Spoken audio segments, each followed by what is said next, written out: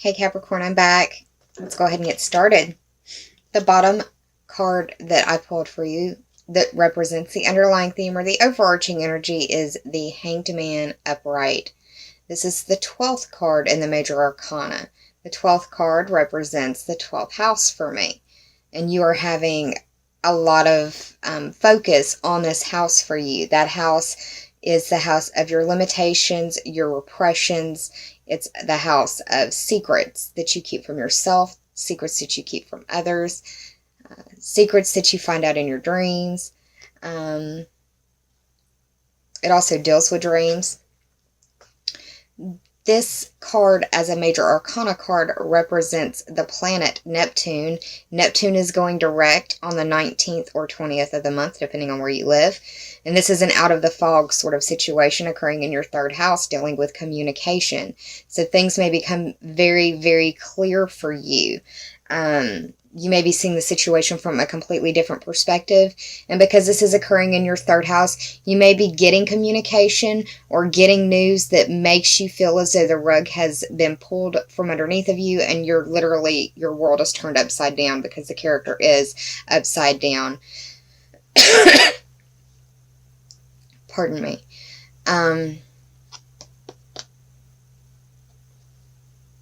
Neptune is a spiritual planet. You could be having a spiritual awakening. But I really feel like this is more of a communication that kind of throws you for a loop. This card, as a Major Arcana card, represents getting another perspective. So, and when I also see this card, when I do readings for myself, it tells me that I need to do more yoga. So get on your yoga mats. If you don't know how to do yoga or you want to learn how, YouTube has a lot of free newbie videos. I suggest Hatha Yoga, Hatha. It is low impact and is a great way to start. Slow and steady wins the race. Don't push yourself, but challenge yourself, if that makes sense. So, it's going to be looking at things from a new perspective. The first of the top three for clarity is the Seven of Swords. The Seven represents the 7th house, which is the house of your partnerships and how you identify with others. It is how you learn about yourself through your relationships with others. And this can be intimate relationships, business partnerships. It's also counseling and open enemies. And this guy right here is openly stealing and sneaking away, getting away with it. While everyone else is in the tents and being distracted, this guy's just walking off with all of it. Talked about the 7th house. The swords represent air signs. The air signs are Gemini, Libra, and Aquarius. This could be their sun, moon, or rising sign, just depending. But this card is the card for me of, I think Dirty Rotten Scoundrel. When I see this card, I think deceit. I think intentional deceit, intentional misinformation. Just, yeah, not cool.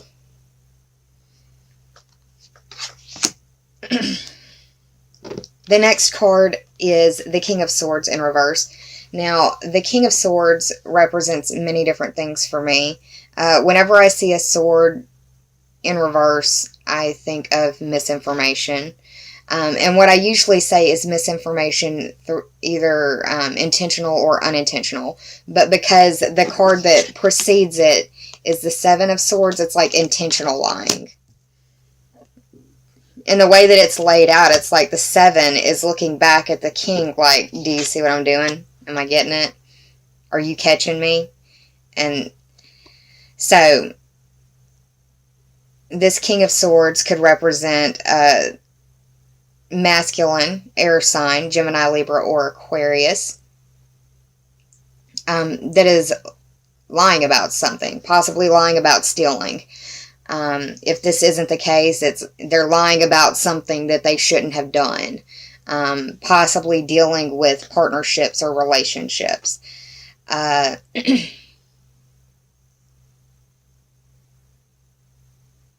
This King of Swords is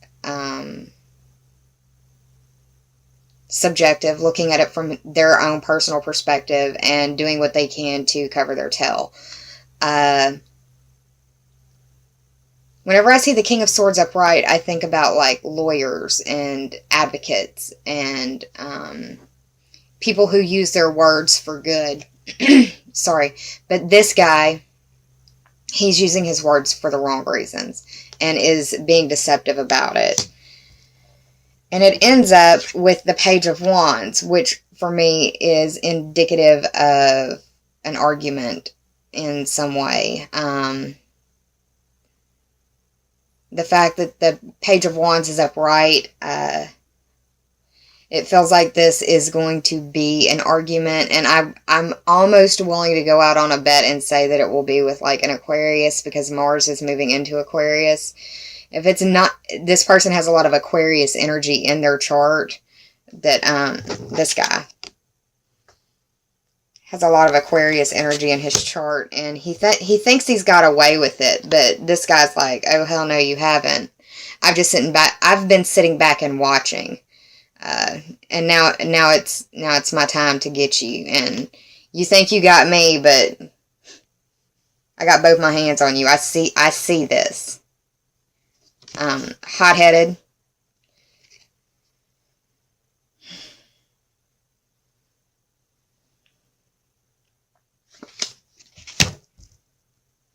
If you have to have a conversation with somebody, I would, it's gonna be a forceful energy, because Mars moving into your second house, it's dealing with your self-esteem, your self-worth. It's your earning ability and money and that sort of stuff too. But the way that the cards are reading, it's like you have something to tell somebody and you've got a new perspective on the situation, and you see what this is. You see who it is for what it is and what they've done and how they've been lying, and you've got your back. Like, this is you. You're not a fire sign, but I see this as you in this spread. You've got your back turned on the situation, like, I see it for what it is now, but I'm finna give you one good, you finna get one good lashing from me over this.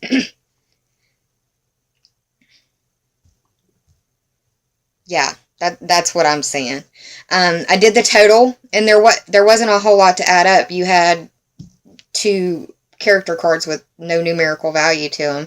Had the 7 of Swords and the Hanged Man, which is 12. That's 19. 1 plus 9 is 10, and that speaks to your 10th house. You've got Jupiter in your 10th house, and that's your house of career, status, reputation, dealing with authorities, authority figures, and authorities in their fields. William Shakespeare said, all the world is a stage. And I look at the 10th house as the stage that you approach the world on and how the world knows you. So, Jupiter being in your 10th, it's expanding that area. It's probably changing or blowing up that area. A lot of hot air in that area, possibly.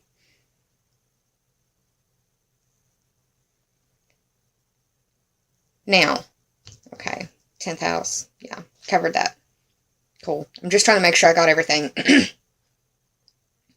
And I'm sorry about my voice and coughing and stuff. They had to do some controlled explosions out at Camp Minden, close to where I live. And it has got my throat irritated pretty good. But soldiering on. Let's do this. The first Sacred Rebels Oracle card that you got was Going Beyond Normal. And the very first thing I think of, whenever I pull this card, or when there are certain cards that I pull just by looking at it that makes me think of either music videos or music that I've heard. And this definitely, right here, the way that she's kind of looking makes me think of the Banks song, Gemini Feed. It may be appropriate for this reading as well. It feels like it. The Going Beyond Normal card is the 14th card of the Sacred Rebels Oracle deck. 1 plus 4 is 5. And you have the full moon in your 5th house. That full moon is on the 14th or 15th, depending on where you live. The Going Beyond Normal card makes me think that it is time for you to embrace your intuition. That it is time to break from tradition and to have faith in your convictions and have faith in your inspirations. That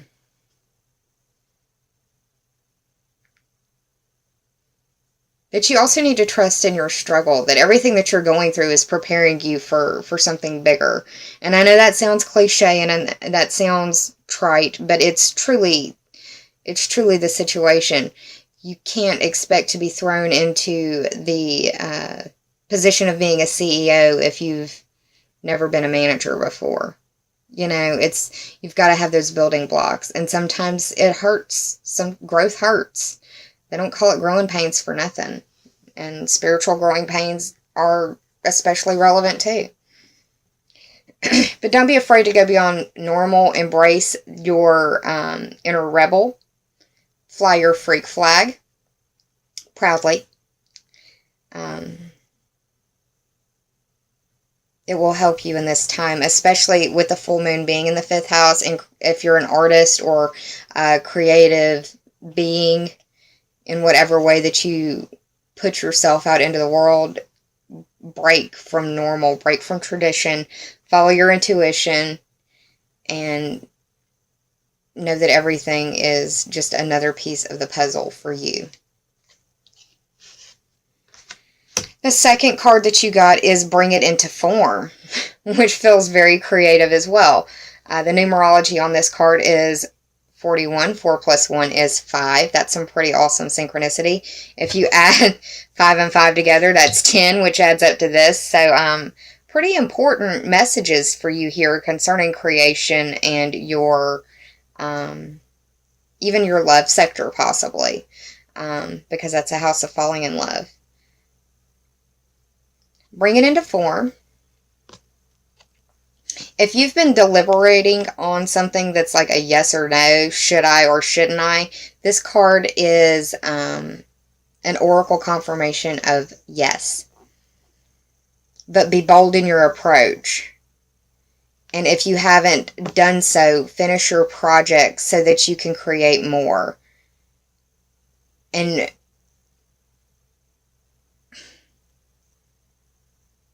I can't help but notice this person is like walking away. I don't want it to feel negative, but I want to give you a heads up.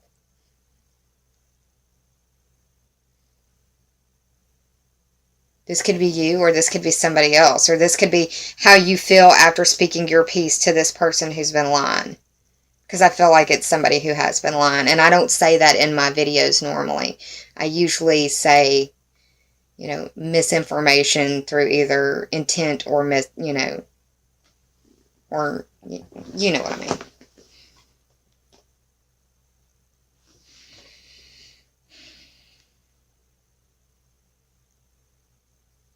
I also think that getting out in nature, especially if you can do it safely, barefoot, do what they call earthing, where you just kind of walk around barefoot in nature safely. Safely. But it helps to heal your vibration, is the best way that I know how to describe it. It gets you more in tune with the earth and grounds you to the earth's vibration, which would be good for you right now. You're an earth sign, Capricorn. You need to be in tune with the earth. Now, another reason why I feel like this is probably love and relationship stuff is because of the reflection card that came up for healing and meditation. So it's like you're reflecting on what has gone on and the good, the bad, and the ugly. And the best thing that you can do to move on from whatever the situation is, especially what's being brought forth in the tarot spread, is be in your integrity. Even if you've done something wrong, admit to it, but also, you know, Don't allow somebody to browbeat you over and over and over again because of a mistake. Now, if you are repeatedly making mistakes, then you need to check yourself.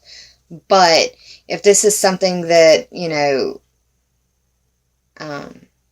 isn't a regular occurrence and you need to admit what you've done, but be in your integrity and make it right. Figure out, find out, communicate, ask what can I do to make it right.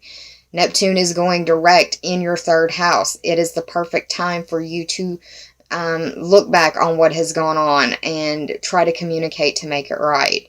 Speak your truth, speak it in love, and listen to what the other person has to say. Don't just wait for your turn to talk.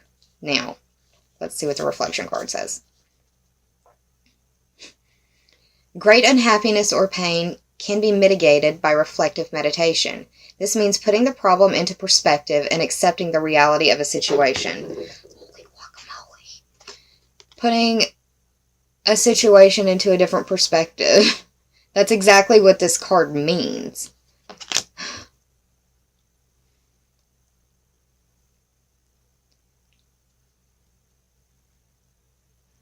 Reflection will help you to put the past behind you and to move forward. Use it to unburden yourself of any major problem that has held you back. Consider the following on reflection, Capricorn. Reflect on all the gifts life has given you. Reflect quietly on any pain or unhappiness that you may be experiencing. Understand that suffering is in the past, and that's a place to learn from. Breathe in, and as you breathe out, bad thoughts can leave you. Accept yourself where you are right now.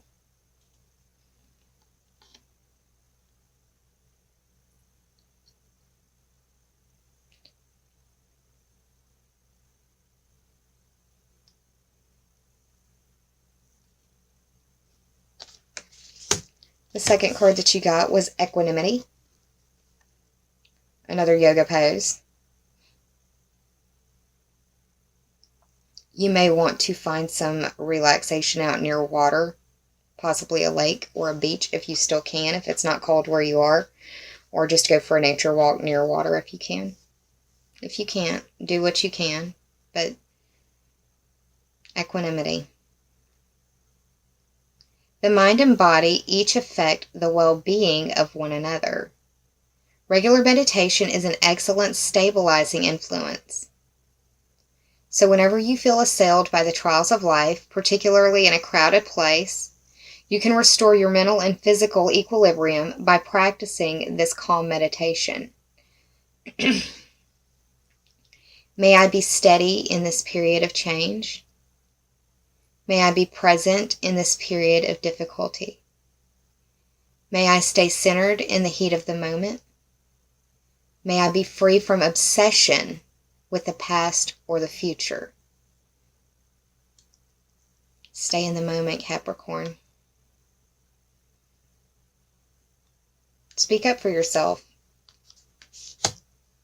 Speak your truth in love. And see this situation from a different perspective. There may be secrets coming out. Forewarned is forearmed. Take care of yourselves. Be kind to yourselves and save some of that kindness for others, because we're all struggling in our own very private areas that some of us may never speak about to another soul. Take care of yourself, Capricorn. I'll see you for the December videos. Closer to December,